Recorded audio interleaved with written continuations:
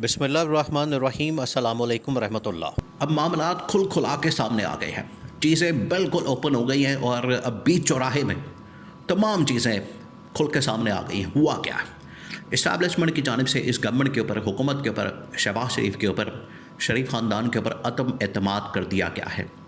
बल्कि दोनों के ऊपर, शरीफ ख़ानदान के ऊपर भी, जरदारी ख़ानदान के ऊपर भी, नून लीग और पीपल्स पार्टी के ऊपर भी अदम एतमाद। देखिए आज जो सिचुएशन बन गई है, पिछले 3 सालों में जो इमरान खान ने सब कुछ काटना था, उसने जो बर्दाश्त करना था, उसने जो फेस करना था वो कर लिया।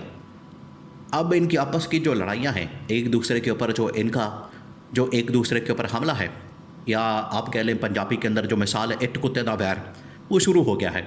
अब एक दूसरे के ऊपर हमले हो रहे हैं। नवाज शरीफ ने हमला किया, नून लीग ने हमला किया इस्टेब्लिशमेंट के ऊपर कि हमें एहतसाब चाहिए, हमने एहतसाब करना है उन जर्नलों का जो कि इमरान खान को, या मुझे जिन्होंने निकाला और इमरान खान को जो लाए, उनका एहतसाब होना चाहिए। अब इस्टेब्लिशमेंट ने जो हमला किया वो बड़ा दिलचस्प मामला। हुआ क्या? अभी कुछ रोज़ पहले आपको पता है इस्टेब्लिशमेंट की जानिब से एक वर्कशॉप का एहतमाम किया जाता है। वो करते हैं इस तरह की वर्कशॉप का एहतमाम सिक्योरिटी के ऊपर, मामलात के ऊपर, बाकी चीज़ों के ऊपर उनकी जानिब से वर्कशॉप करवाई जाती है। इस बार जो वर्कशॉप करवाई गई उसमें PTI के भी तमाम मेंबरान, कौमी असम्बली के कुछ सूबाई असम्बली के, और इसी तरह से नून लीग से, पीपल्स पार्टी से, ब्यूरोक्रेसी से, और फिर उसके बाद बाकी इदारों से जो बड़ी टॉप लेवल की अहम तरीन शख्सियात होती हैं उनको बुलाया जाता है। और सिक्योरिटी इस्टेब्लिशमेंट जो है वो मुकम्मल तौर पर ब्रीफिंग, उनके दौरे, उनका आना जाना और पूरा बंदोबस्त किया जाता है, एहतमाम किया जाता है। बड़ा लाविश किस्म का उनको सारा कुछ प्रोवाइड किया जाता है। वो जो ब्रीफिंग हुई है वो आपने बात चेहरे में रखनी है, वो किसने की? इस्टेब्लिशमेंट ने की। इस्टेब्लिशमेंट ने जब ये ब्रीफिंग दी है उसके अंदर ये बताया गया, अब उसके अंदर फील्ड मार्शल की जानिब से, जनरल आसिम मुनीर की जानिब से पैगाम दिया गया। वहाँ पर बैठी हुई तमाम की तमाम जो पार्टिसिपेंट्स थे या शुरका थे, उनको ये कहा गया कि इस वक्त पाकिस्तान में 2 पार्टियों के आप क्यों ग़ुलाम हैं, यानी एड्रेस करके उनको ये बताया गया। और नून लीग और पीपल्स पार्टी को पैगाम दिया गया कि इस वक्त पाकिस्तान में 2 पार्टियों के या 2 ख़ानदानों के लोग क्यों ग़ुलाम बन के बैठे हुए हैं पिछले 70 सालों से, 75 सालों से, 80 सालों से। अब ये बड़ा अहम तरीन स्टेटमेंट दिया गया जो कि बाकायदा तौर पर सोशल मीडिया के ऊपर रिपोर्ट हुआ। बड़ा अहम तरीन स्टेटमेंट। तो ये जो उन्होंने पैगाम दिया कि इन्होंने ये जिक्र नहीं किया नून लीग का, पीपल्स पार्टी का, बस 2 पार्टियों का या 2 ख़ानदानों का जिक्र कर दिया। इससे मुराद यही पाकिस्तान में एक ख़ानदान, शरीफ ख़ानदान और जरदारी ख़ानदान, नंबर 1। नंबर 2, इसमें इमरान खान का देखें कहीं जिक्र नहीं है। वो ये भी कह सकते थे 3 ख़ानदान, और इसमें नियाजी ख़ानदान, इसके अंदर इमरान खान का ख़ानदान या इमरान खान की पार्टी या PTI, उन्होंने ये जिक्र नहीं किया। या तीसरा आप कह देते कि एक और ताकत, इस तरह से कह देते, 3 का मेंशन कर देते नंबर, लेकिन उन्होंने सिर्फ 2 का किया। तो ये 2 बातें अब आपने इसको जहन में रखना। अब ये जो इस्टेब्लिशमेंट की जानिब से गवर्नमेंट के ऊपर अदम एतमाद किया गया, इसके पीछे आपको पता है पूरी कहानी है, पूरी एक चेन ऑफ इवेंट्स है और मुसलसल। देखिए जो अहम तरीन सवाल उठाया जाता है इस्टेब्लिशमेंट के ऊपर वो क्या है? वो ये है कि इन्होंने तो बना ली थी SIFC वो इन्वेस्टमेंट लाने के लिए, और जैसे ही आर्मी चीफ की तैनाती होती है 2 महीने बाद, 3 महीने बाद एक पूरा ढंढोरा पीटा जाता है पूरी दुनिया के अंदर कि हम SIFC बनाने जा रहे हैं, और अगले 6 महीने, साल के अंदर देखें दुनिया से $100 अरब की इन्वेस्टमेंट आ रही है। $100 अरब, और $100 भी नहीं आए। $100 अरब तो दूर की बात है, $100 भी नहीं आए। उल्टा पाकिस्तान से जितनी इन्वेस्टमेंट थी अरबों डॉलर्स की, वो चले गई।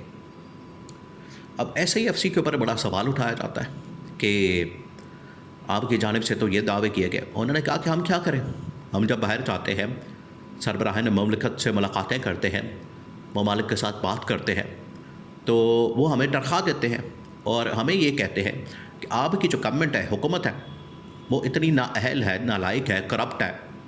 और उसके बाद हमारे सामने वो रिपोर्टें रख देते हैं, और रिपोर्टें आपको पता है उसमें IMF की, वर्ल्ड बैंक की, अक़वाम मुत्तहिदा की, यूरोपीय यूनियन की, कॉमनवेल्थ की, यानी तमाम चीज़ों की।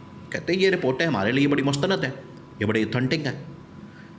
इसके बुनियाद के ऊपर अगर हम फैसला करते हैं तो क्या आप समझते हैं कि इस हुकूमत के ऊपर एतबार किया जा सकता है जो मुल्क आपका चला रही है, तो हम आपको 1 रुपया नहीं देंगे, 1 आना नहीं देंगे, 100 अरब डॉलर्स तो छोड़े 100 रुपया भी नहीं आपको देंगे। तो ये हालत होती है। तो SIFC ने इसका इल्ज़ाम भी गवर्नमेंट के ऊपर लगा दिया। SIFC मराद इस्टेब्लिशमेंट ने पहले ये कहा कि ये 2 ख़ानदान पिछले 70 सालों से 80 सालों से मुल्क को खा रहे हैं, लूट रहे हैं और इनके ग़ुलाम बने बैठे हैं। दूसरा, इनकी वजह से तबाही और बर्बादी, और मुल्क के अंदर अगर इन्वेस्टमेंट नहीं आई तो इसकी ज़िम्मेदारी भी इनके ऊपर है, ये ज़िम्मेदार है, ये इसके पीछे वजह है। तो ये इस्टेब्लिशमेंट ने करारा किस्म का जवाब दिया और मुकम्मल तौर पर एक अदम एतमाद कर दिया है मौजूदा सेटअप के ऊपर, नून लीग के ऊपर, पीपल्स पार्टी के ऊपर, शरीफ ख़ानदान के ऊपर, जरदारी ख़ानदान के ऊपर, कि ये इस काबिल ही नहीं कि ये गवर्नमेंट कर सके, हुकूमत चला सके। अब आप ज़रा इमेजिन करें कि ये जो हमला हो रहा है, ताबड़तोड़ किस्म के हमले, इधर से भी उधर से भी, नून लीग अपने हमले कर रही है, पीपल्स पार्टी के ऊपर भी हमले हो रहे हैं और नून लीग के ऊपर भी हमले हो रहे हैं, ये जवाबी हमला कर रहे हैं इस्टेब्लिशमेंट की जानिब से। तो ये बिल्कुल आमने सामने। आप देखें, टोटल 2-2.5 साल गुजरे हैं, या आप कह लें कि जब से इलेक्शन हुआ 2024 से आज तक तकरीबन कोई 2.25 साल गुजरे हैं, और ये खुल खुला के एक दूसरे के आमने सामने आ गए। बिल्कुल एक क्लैश की, टकराव की सूरत हाल बन चुकी है और एक दूसरे के ऊपर अदम एतमाद किया जा रहा है। शहबाज शरीफ के ऊपर, इनकी कारकर्दगी के ऊपर, इनकी परफॉर्मेंस के ऊपर। अब ये जो जुमला है, देखिए, आप एक वाक़या याद करें, एक वाक़या आपको बताते हैं। नवाज़ शरीफ जब 97 के अंदर 2/3 मेजॉरिटी के साथ वज़ीर आज़म बना, तो उस वक्त के आर्मी चीफ ने लाहौर के अंदर एक ऐसे ही गुजरते एक कॉन्फ्रेंस में शिरकत की, वहाँ पर कह दिया कि इकोनॉमिक सिचुएशन ठीक नहीं है। उस वक्त की आर्मी चीफ ने, नवाज़ शरीफ गुस्से में आ गया। नवाज़ शरीफ ने फ़ौरन उसको बुलाया कि अभी इस्तीफ़ा दो, तुम्हारी जुर्रत कैसे हुई मेरी गवर्नमेंट के मुतालिक बात करने की, मेरी कारकर्दगी के ऊपर सवाल करने के, सवाल उठाने के। उसने फारिग कर दिया, उसने वो आर्मी चीफ फारिग कर दिया, जनरल जहांगीर करामत। उसके बाद ही फिर जनरल मुशर्रफ को लगाया गया था। तो ये आप यहाँ से अंदाज़ा कर सकते हैं कि आज अगर नून लीग के ऊपर हमला किया जा रहा है तो नवाज़ शरीफ पीछे कितना आग बगोला होगा, गुस्से में होगा, और उसका भाई भी। और इसी वजह से ये फिर मुख्तलिफ, कभी किसी से बयान दिलवाते हैं, कभी किसी से स्टेटमेंट दिलवाते हैं, कभी किसी से बात करवाते हैं। तो अब आपस में इनकी ठन चुकी है, लड़ाई हो चुकी है शुरू, और खेल हो चुका है शुरू। अब ये जो, क्योंकि ये बिल्कुल एक्सट्रीम पर चले गए थे, उसके बाद फिर जब आप टॉप के ऊपर जाते हैं, रूज के ऊपर जाते हैं, फिर जवाल शुरू होता है। और ये अब इस गवर्नमेंट का, हुकूमत का, इन्होंने जो पिछले 2.5-3 सालों से अन्नी मचा रखी थी, अब उसके खात्मे का वक्त शुरू हो गया। यह है बिगिनिंग, यह है शुरुआत, यह है आगाज़। अब आगे आगे देखिए होता है क्या। ये जो इनके साथ होने जा रही है इस टकराव के बाद, ये आखिरकार इससे फ़ायदा PTI और इमरान खान को मिलेगा।